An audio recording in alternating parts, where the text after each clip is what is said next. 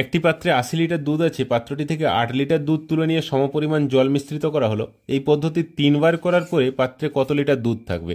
দেখো, পাত্রে 80 লিটার প্রথমে দুধ ছিল। এবারে আমরা একটা সূত্র আছে, সূত্রটা কি না, 80 থেকে আমরা 8 তুলে নিচ্ছি, তাহলে 80 মাইনাস 8 বাই 80, এটা যেহেতু 3 বার করা হয়েছে, পাওয়ারটা 3 হয়ে যাবে। তাহলে 80 গুণিত 80 মাইনাস 8 মানে 72/80, তার হোল কিউব।